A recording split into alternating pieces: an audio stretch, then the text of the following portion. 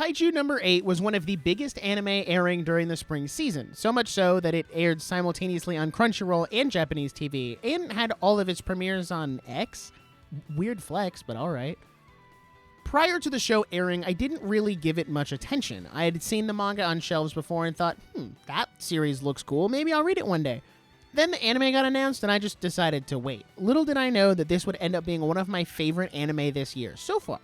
As the title suggests, Kaiju No. 8 defied my expectations with its ability to stand apart from similar shows, strike a good balance between action and comedy, and encapsulate me in some truly incredible world building.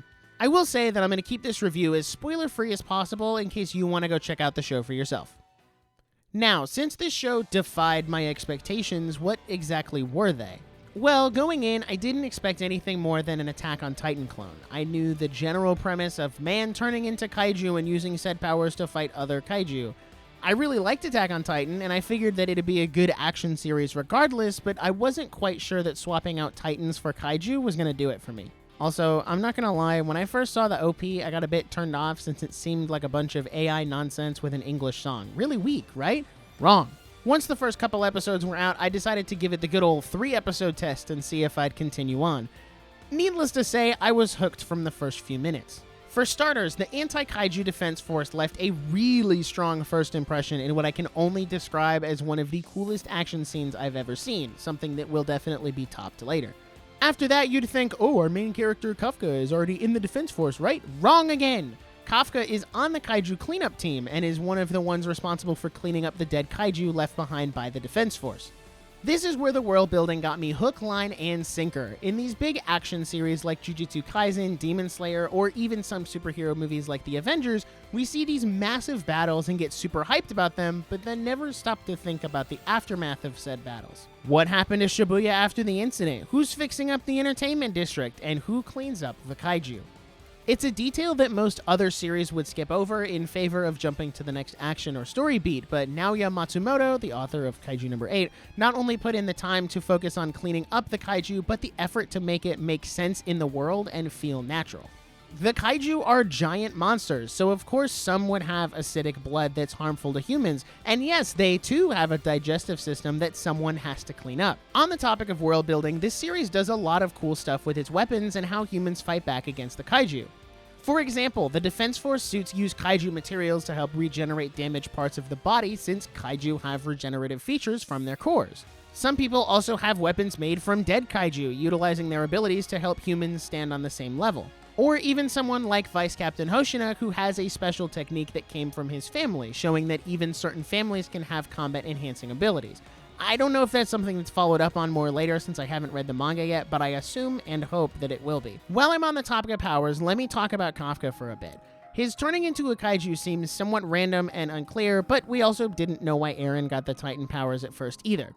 The kaiju powers themselves are very straightforward and easy to follow. He can punch really hard, regenerate body parts, and has overall increased combat abilities. I also like that his powers have a bit of a learning curve to them, and it's not something that he's just mastered right away. Sometimes he can't avoid transforming, other times he can transform just specific parts of his body that he needs in that moment. There's also the common trope of him being the strongest kaiju, but he's also the main character, so it makes sense and it doesn't really bother me. Immediately after seeing Kafka turn into a kaiju, I thought, I bet there's other humanoid kaiju out there, which I won't say anything more than that.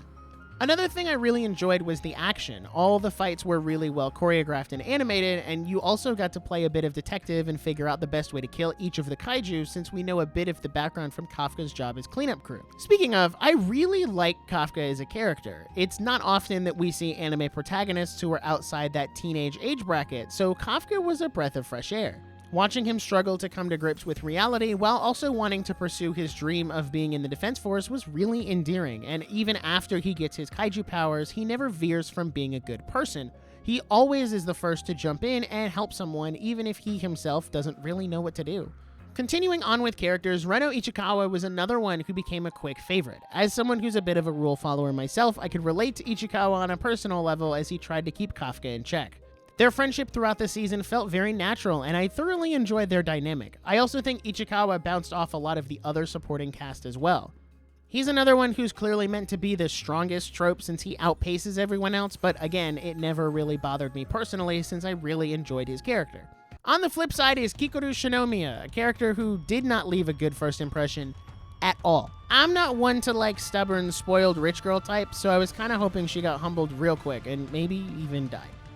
Then we got her emotional backstory and saw why she was the way she was, and that turned things around for me. Not only seeing her become more humble, but also channel her energy into being a good fighter was really nice. I'd be here all day if I went over every character individually, so suffice it to say, I did really enjoy the supporting cast in this show. Everyone felt unique while having this sense of uniformity since they're all ultimately fighting for the same goal, to eradicate the kaiju. Much like the scouts from Attack on Titan, we can watch the 3rd Division members go from a random group of strangers to a real team who works well together on missions but also uplifts and encourages each other outside of said missions. And while I know most of them probably aren't going to die, it's because of those bonds that I can get really invested in their characters. Even without the looming threat of death, I still feel for them when a mission doesn't go quite right or they've just hit their power ceiling. Before I wrap up, one thing I do want to praise Kaiju No. 8 for is its ability to balance comedy and serious moments. In shows like Attack on Titan, sorry for the continued comparison, there's often not much humor, at least not intended humor, but you know, memes always find a way. Kaiju No. 8 hits that perfect balance of knowing when to make you laugh and feel all warm and fuzzy inside, then immediately pivot to ripping your heart out and leaving you emotionally distraught. This is one of the big aspects that drew me to this show. No shade on Attack on Titan, since I do think it's a phenomenal show and it's meant to be a bit more tonally dark, but I've always been an optimist, so too much of a show like that can leave me depressed. Kaiju No. 8 not only has those serious plot twists and moments like Attack on Titan, but can also make me laugh and lighten the mood a bit to help balance things out. In summary, Kaiju No. 8 really surprised me. I never thought I would get this invested in a show.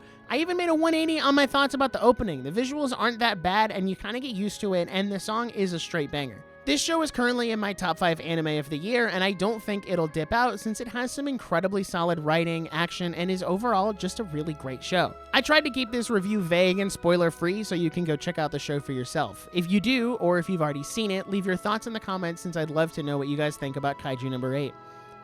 Be sure to subscribe if you enjoyed this video. To see more of my anime reviews, you can check out the playlist on screen or watch whatever video YouTube thinks you like. Hope you enjoy. Peace out.